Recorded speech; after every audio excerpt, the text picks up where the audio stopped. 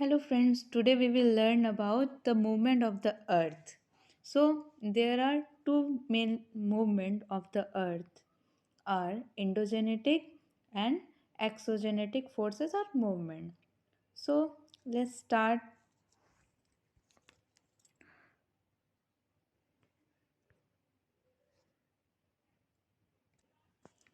In previous class we have already covered this topic. So now let's start the movement of the earth or geomorphic process. There are two characteristics of the movement. First one is endogenetic and another one is exogenetic. तो endogenetic movement और forces क्या होता है? ये with in the earth होता है, ये अर्थ के यानी हमारी पृथ्वी के अंतर्गत होने वाले फोर्स है। और एक्सोजेनेटिक मतलब बाहरी बाहरी बल, बाहरी फोर्स है यानी आउटसाइड। इंडोजेनेटिक में क्या होता है, ये इंटरनल कहलाते हैं और एक्सट्रोजेनेटिक एक्सटर्नल होते हैं। तो इन इंडोजेनेटिक मूवमेंट के अंतर्गत क्या क्या आता है? पहला है स्लो मूवमेंट यानी diastrophism. Next one is sudden movement. ये क्या होता है? सडन मूवमेंट जो है वो शॉर्ट पीरियड ऑफ टाइम के लिए होता है और स्लो मूवमेंट यानी डायस्ट्रोफिज्म ये लॉन्ग पीरियड ऑफ टाइम के लिए होता है। ठीक है। और फिर डायस्ट्रोफिज्म को दो पार्ट में उसका सेगमेंट है। क्या क्या है? पहला है वर्टिकल और नेक्स्ट वन इज हॉरिजेंटल। तो वर्टिकल मूवमेंट में क्या क्या आता है? एपिरोजेनिक या उसको क्या कहते हैं? कॉन्टिनेंटल बिल्डिंग भी कहा जाता है। एपिरोजेनिक और कॉन्टिनेंटल बिल्डिंग। नेक्स्ट जो है हॉरिजेंटल मूवमेंट, उसके अंतर्गत क्या आता है? ओरोजेनिक या उसको क्या कहते हैं? Mountain building. ओरो का मतलब क्या होता है ग्रीक वर्ड में? माउंटेन। और जेनिक मतलब उसका बनना। ठीक, तो ओरोजेनेटिक मूवमेंट। नेक्स्ट है जो एपिरोजेनिक या कॉन्टिनेंटल बिल्डिंग है, उसको भी दो पार्ट है। क्या क्या है उसका? दो सेगमेंट, अपवर्ड और डाउनवर्ड मूवमेंट। एक अपवर्ड जाता है और एक डाउनवर्ड मूवमेंट होता है। नेक्स्ट है हॉरिजेंटल या ओरोजेनिक या माउंटेन बिल्डिंग का दो पार्ट होता है। ये क्या क्या है? फोर्स ऑफ कॉम्प्रेंशन और force of tension. Force of compression में क्या होता है? जब दो तरफ से किसी चीज़ में दबाव पड़ता है और उसका पार्ट उड़ जाता है तो ये हुआ कंप्रेस होता है। तो ये फोर्स ऑफ कंप्रेशन। नेक्स्ट है फोर्स ऑफ टेंशन, जिसमें कि क्या होता है? दो पार्ट अलग अलग एक दूसरे के विपरीत हो जाता है, जिससे कि टेंशन होता है और टेंशन से वहाँ क्रैक पड़ने लगता है। ये क्या कहलाता है? फॉल्ट कहलाता है। और कंप्रेशन फोर्स में क्या होता है? फोल्ड माउंटेन का निर्माण होता है और इसमें फोर्स ऑफ टेंशन में फॉल्ट माउंटेन का निर्माण होता है। ठीक, नेक्स्ट आते हैं एक्सोजेनेटिक में। एक्सोजेनेटिक के बारे में हम लोग क्या कहा, क्या पढ़ा था? ये आउटसाइड होता है, पृथ्वी के अर्थ क्रस्ट के ऊपर होता है। और इसके भी तीन पार्ट हैं, वेदरिंग, इरोजन और डिपोजिशन। पिछले क्लास में हम लोगों ने पढ़ चुका था। वेदरिंग को कितने भाग में बांटा गया है? फिजिकल, केमिकल और बायोलॉजिकल भाग। ठीक है। नेक्स्ट है इरोजन। इरोजन किसके द्वारा होता है? मतलब कटाव। Running water, ground water, glacier, wave and current और विंड, इनके द्वारा क्या होता है? इरोजन होता है। नेक्स्ट है डिपोजिशन। डिपोजिशन भी यानी जमाव, वो किसके द्वारा होता है? सेम इन्हीं सब चीज़ों के कारण। Running water, ground water, glacier, wave and current, wind, ये सब भी क्या करते हैं? ये सारे एजेंट है, वो क्या करते हैं? अपक्षय करने का कार्य और उसको जमाव करने का कार्य, ये सारे एजेंट्स के थ्रू हुआ करता है। ठीक है फ्रेंड्स, आगे बढ़ते हैं फ्रेंड। इसमें क्या है? इंडोजेनेटिक एंड एक्सोजेनेटिक फोर्सेस में all the changes appear in the surface of the earth are produced under the influence of two type of forces originated in the interior of the earth and those affecting it from outside. Next, endogenetic forces. The force originated the force originating in the interior of the earth are called internal or the exogenetic force. तो endogenetic force को और किस नाम से जानते हैं हम लोग? इंटरनल फोर्स, क्योंकि Indo means internal. Force causing phenomena like earthquake and volcano are endogenetic forces. ये क्या है? अर्थक्वेक और वॉल्केनो किसके अंदर आता है? ये इंडोजेनेटिक फोर्स के अंतर्गत आता है. और इसे और किस नाम से जानते हैं? Sudden force. और ये किस कारण से होता है? ये अर्थ के इंटीरियर जो कन्वेक्शनल करंट होते हैं, पिछली बार हम लोगों ने इसका और एक नाम पढ़ा था, वो क्या है? आप लोग प्लीज़ कमेंट करके बताइएगा. अच्छा, नेक्स्ट टॉपिक पर हम लोग आते हैं दोस्त. वो क्या है? Exogenetic force. इंडोजेनेटिक यानी इंटरनल और from with in the earth, इसको क्या कहते हैं? इंडोजेनेटिक. और एक्सोजेनेटिक फोर्स वो क्या है? The force affecting the surface of the earth from outside. Endogenetic में क्या था? इनसाइड, और इसमें outside. Are called the external और एक्सोजेनेटिक फोर्सेस. तो एक्सटर्नल और एक्सोजेनेटिक फोर्सेस ये कहाँ होता है? आउटसाइड ऑफ द अर्थ पे होता है. ठीक है. The forces affecting the surface of the earth from outside are called the external और exogenetic forces. Weathering and erosion are the result of the action of exogenetic forces. पिछले class में हम लोगों ने वेदरिंग के बारे में पढ़ा था. तो वेदरिंग क्या होता है? अर्थ क्रस्ट के ऊपर होता है. तो ये क्या है? एक्सोजेनेटिक फोर्सेस के कारण होता है. The endogenetic and exogenetic forces interact continuously, and this gives a dynamic character to the landforms. In fact, any landform visible in an area at given time are a function of the interaction between the exogenetic and endogenetic forces.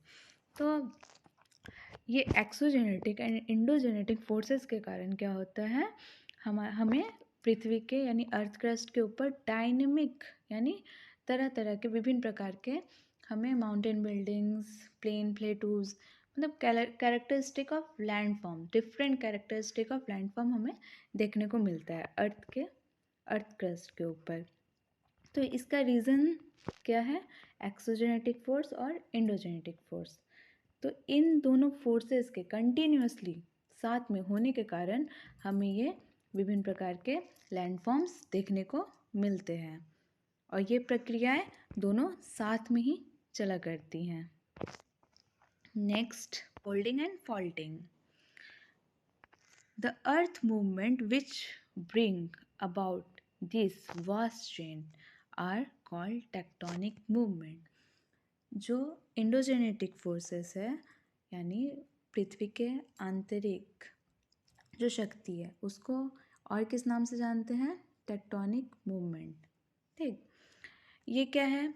ये great internal force है with in the earth. पृथ्वी के अंतर्गत या आंतरिक भाग में पाए जाने वाला ग्रेट मतलब ज़्यादा ग्रेट इंटरनल फोर्सेस है. इस फोर्स के कारण क्या होता है? जो लोकल एरिया है वो अपवर्ड होता है, डाउनवर्ड होता है. इसी इंटरनल फोर्स के कारण होता है, जिसको टेक्टोनिक फोर्स या टेक्टोनिक मूवमेंट भी कहते हैं. Without them there would be no differences in elevation on the earth surface.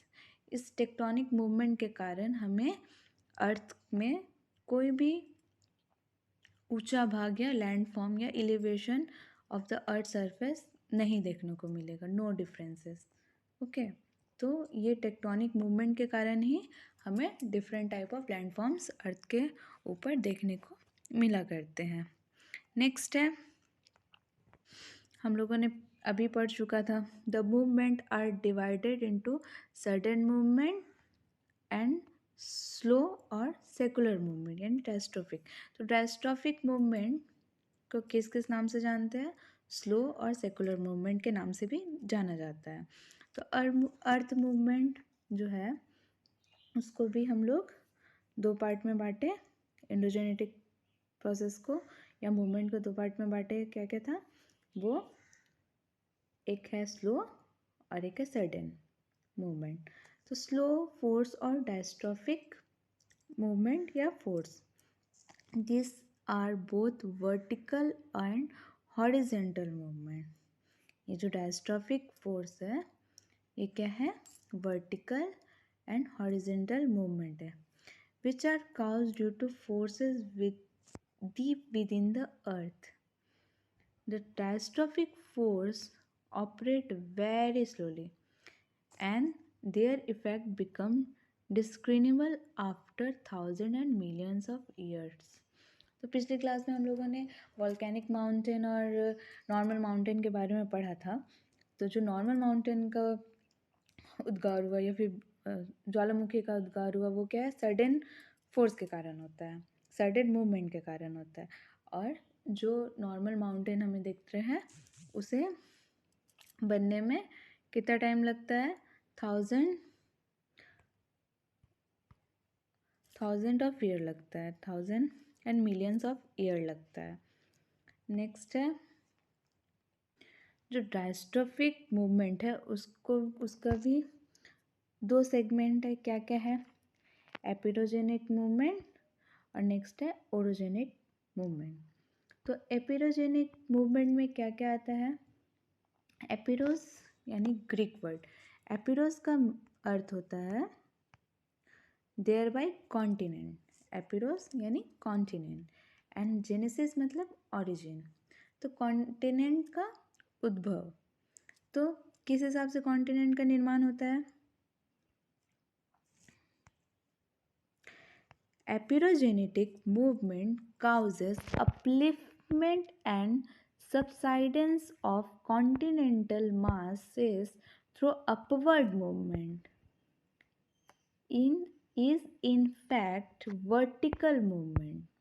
तो डायस्ट्रोफिक मूवमेंट दो तरह के होते हैं, हम लोगों ने पढ़ा क्या क्या होता है? वर्टिकल और एक हॉरिजेंटल। तो एपिरोजेनेटिक मूवमेंट में क्या होता है? अपवर्ड मूवमेंट होता है, यानी कोई भी चीज़ ऊपर की ओर बढ़ता है, अपलिफ्टमेंट होता है। तो ये क्या है? वर्टिकल मूवमेंट होता है। This force and resultant movement affect larger part of the continent. This affect larger part of the continent. These are further divided into two types.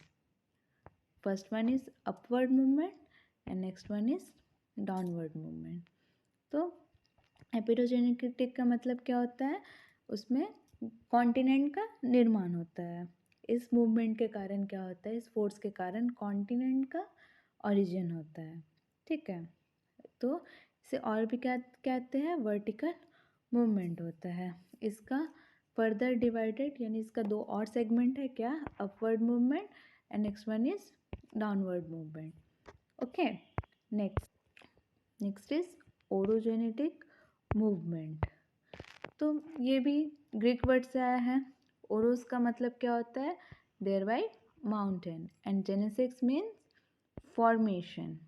तो माउंटेन का फॉर्मेशन जिस मूवमेंट के कारण होता है उसे ओरोजेनेटिक मूवमेंट कहते हैं। तो orogenetic movement is caused due to endogenetic force working in horizontal movement. Epeirogenetic vertical movement था और ओरोजेनेटिक क्या है? हॉरिजेंटल मूवमेंट है। Horizontal forces and movement are also called as tangential forces. Tangential forces, इसे और क्या कहते हैं? हॉरिजॉन्टल मूवमेंट को टेंजेशनल फोर्सेस भी कहते हैं। ओरोजेनेटिक और horizontal forces work in two ways, namely in opposite direction and next one is to operate in opposite direction. Such type of forces and movement are also called divergent forces. यानी एक क्या होता है साथ में और एक डिफरेंट टाइप में, डिफरेंट एक दूसरे से अलग विपरीत रूप में. तो tensional forces rupture. Thus, tensional forces rupture, cracks, fracture, and faults create in the crustal part of the earth. तो डाइवर्जेंट मूवमेंट के कारण क्या क्या होता है? फ्रैक्चर पड़ता है क्योंकि वो डाइवर्ट हो रहा है, और इसमें क्रैक पड़ता है जिसके कारण क्या होता है? टेंशन फोर्स पैदा होता है और उससे क्रैक पड़ता है, फ्रैक्चर पड़ता है, फॉल्ट का निर्माण होता है और crustal part of the earth create होता है. Next, the force when operate face to face, यानी face to face, is called compressional force and convergent force. अभी हम लोग थोड़ी देर पहले ने पढ़ा था कि जब दो तरह का प्रेशर, दो तरह का फोर्स एक दूसरे के साथ सामने आता है, यानी ये समझ लो और ये समझ लो, तो इसके बीच का जो पार्ट होता है वो ऊपर की ओर कंप्रेस्ड होता है. इसे क्या कहते हैं? कंप्रेशनल फोर्स, क्योंकि दो फोर्स एक दूसरे की तरफ आ रहा है और बीच का पार्ट उड़ जा रहा है. इसे कंप्रेशनल फोर्स कहा जाता है. और इसका क्या नाम है? Convergent force. इसे और किस नाम से भी जाना जाता है? Convergent force. नेक्स्ट है compressional force cause crustal bending. तो ये क्या हो रहा है? बेंड हो रहा है ना, इसे क्या कहेंगे? Crustal bending. और compressional force causes crustal bending, leading to the formation of fields, or crustal wrapping, leading to local rise or subsidence of crustal part. तो crustal bending और crustal wrapping से क्या होता है? Local rise and subsidence of crystal part होता है. Crystal bending को फिर से एक बार क्लियरली पढ़ लेते हैं. क्रिस्टल बेंडिंग क्या है? When horizontal forces work face to face. Horizontal जो फोर्स है वो क्या होता है? फेस टू फेस वर्क कर रहा है. The crustal rock are bend due to resistance, compressional and transitional forces. तो अभी टेंजेशनल फोर्स के बारे में हम लोग पढ़ा. वो क्या है कि दो पार्ट से जब दबाव आ रहा है तो बीच का पार्ट बेंड हो जा रहा है, तो इसीलिए एक क्रस्ट है, क्रस्टल बेंडिंग. तो क्रस्ट क्या हो रहा है? दो तरफ से फोर्स के कारण बेंड हो जा रहा है, तो इसीलिए इसे क्या कहा गया? Crustal bending. फिर इसका क्या है? It is in two way. Crustal bending भी दो पार्ट में बांटा गया है. क्या क्या है? रैपिंग और फोल्डिंग. ठीक. तो नेक्स्ट, crustal wrapping क्या है? The process of crustal wrapping affects larger area of the crust, wherein the crustal part are either wrapped upward or downward. The upward rise of the crustal part due to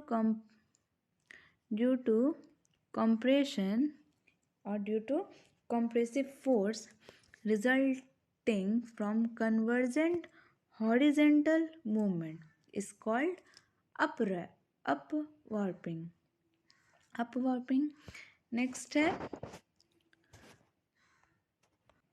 while the bending of the crustal part down in the form of the basin or depression is called downwarping. तो friends, आज हम लोगों ने endogenetic और exogenetic